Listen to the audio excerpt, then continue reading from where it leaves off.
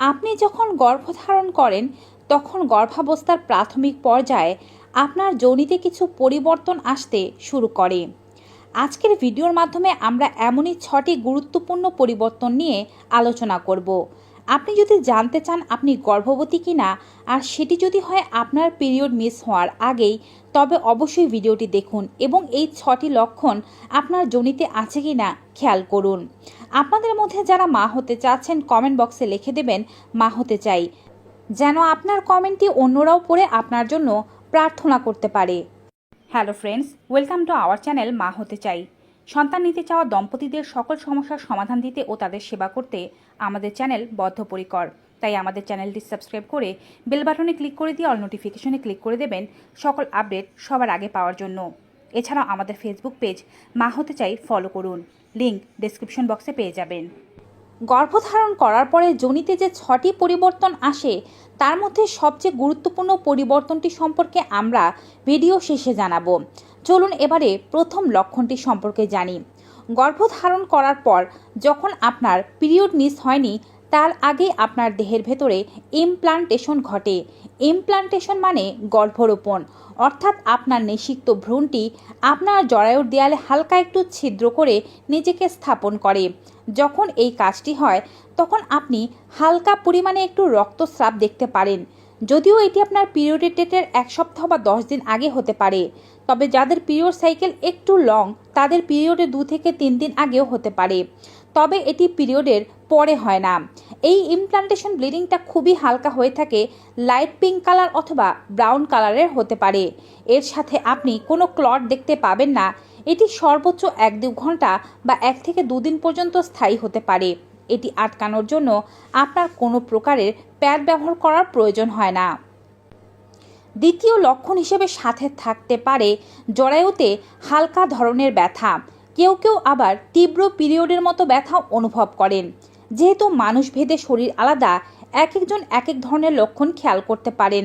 ব্যথাটি মূলত তলপেটের দিকেই হয়ে থাকে। এটি উপরের পেটে অনুভব হয় না। তলপেটে, নাভির নিচে কিংবা কেউ কেউ নাভির নিচে ডান সাইডে বা বাম সাইডেও এটি অনুভব করতে পারেন। এটি খুব হালকা খোঁচানোর মতো ব্যথা অনুভব হতে পারে। তবে সব নারীরাই যে এটি অনুভব করবেন ব্যাপারটি তেমন নয়। অনেক নারীরা এটি অনুভব নাও করতে পারেন। এই ব্যথাটি যখন হবে এটি সর্বোচ্চ 2-3 ঘন্টা পর্যন্ত স্থায়ী হতে পারে। আবার কারো কারো ক্ষেত্রে 1 থেকে 2 দিন পর্যন্ত স্থায়ী হতে পারে, কিন্তু এটি আপনার পিরিয়ড হওয়ার 1 সপ্তাহ আগেই হতে পারে।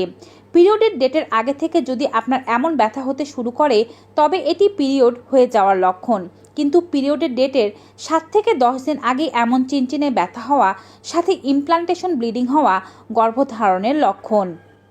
তৃতীয় পরিবর্তন হচ্ছে বারবার প্রস্রাবের চাপ পাওয়া।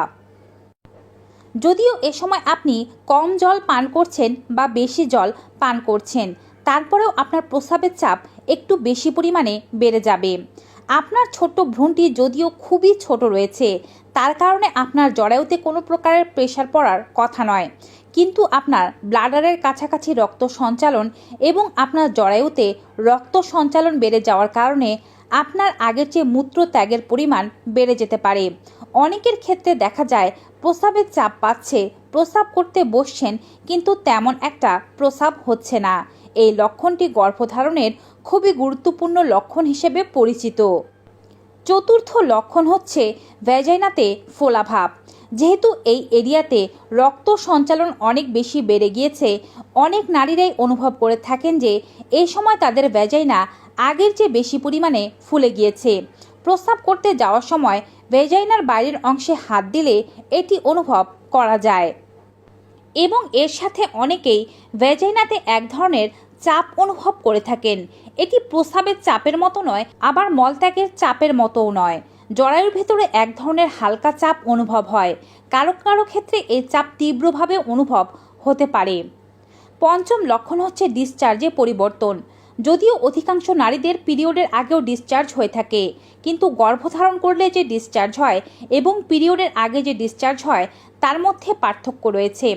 গর্ভধারণ করার পরে যে ডিসচার্জ হবে সেটি আপনার ওভুলেশনের পর থেকেই হতে থাকবে এবং ধীরে ধীরে এর পরিমাণ বাড়তে থাকবে, এটি কমবে না।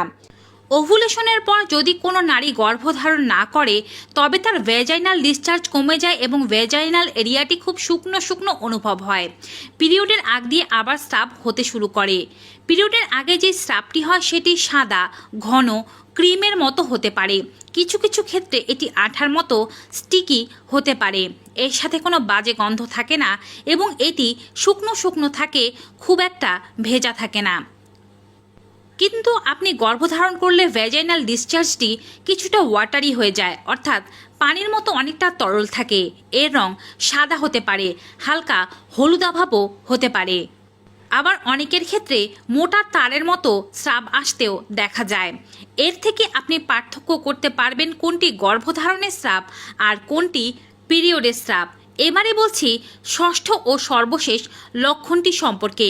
গর্ভধারণ করার পরে জরায়ুতে বিপুল রকমের পরিবর্তন আসে এবং পরিবর্তন আসে সার্ভিক্সেও। সার্ভিক্সের মুখ পরীক্ষা করার মাধ্যমে খুব সহজে বোঝা যায় একজন নারী গর্ভবতী কিনা। যখন গর্ভধারণের পরীক্ষা করার জন্য বিভিন্ন সুব্যবস্থা ছিল না, তখন এভাবেই সার্ভিক্সের মুখ পরীক্ষা করার মাধ্যমে জানা হতো নারী গর্ভবতী কিনা। গর্ভধারণ করার পরে সার্ভিক্সের মুখটি কিছুটি নীলচে হয়ে যায়, কিন্তু কোনো প্রকারের ইনস্ট্রুমেন্ট ছাড়া আপনি চাইলে এটি দেখতে পারবেন না। এটি ডক্টরের কাজ। কিন্তু যে জিনিসটি আপনার দ্বারা চেক করা সম্ভব তা হচ্ছে ভ্যাজাইনাল সফটনেস। এই সময় সার্ভিক্সের মুখটি বেশ সফট হয়ে থাকে এবং অনেকটা উপরের দিকে উঠে যায়। মানুষের ঠোঁট যেমন সফট হয়ে থাকে, সার্ভিক্সের মুখ তেমনই সফট হয়ে যায় গর্ভধারণ করলে। আপনি 2 আঙ্গুল দ্বারা চেক করলে খুব সহজেই বুঝতে পারবেন। তবে অবশ্যই ডক্টরের নিগরানিতেই এমন কাজ করা উচিত।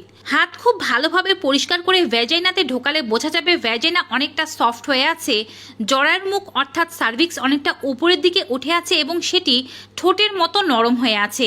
কিন্তু যদি পিরিয়ড হতে থাকে তবে তার আগের লক্ষণ হিসাবে সার্ভিক্সের মুখ বেশ হার্ড হয়ে থাকে এবং নাকের ডগার মতো শক্ত হয়ে যায় এবং এটি সামনের দিকে এগিয়ে আসে পিরিয়ড হওয়ার জন্য। তবে এই কাজটি সতর্কতার সাথে না করলে ইনফেকশন হয়ে যাওয়ার খুব সম্ভাবনা রয়েছে। তাই এমন ভুল বা ডক্টরের নিগরানি ছাড়া এমন কাজ না করাই উচিত। ভিউয়ার্স, আজকের এই ভিডিওটি কেমন লেগেছে কমেন্ট বক্সে জানাতে ভুলবেন না। ভালো লেগে থাকলে বেশি বেশি সকলের সাথে শেয়ার করুন। সন্তান নিতে চাওয়া সকল দম্পতিদের সকল মনস্কামনা পূরণ হোক এই আশাতে ভিডিওটি এখানেই শেষ করছি। সবাই ভালো থাকুন, সুস্থ থাকুন। Goodbye and take care.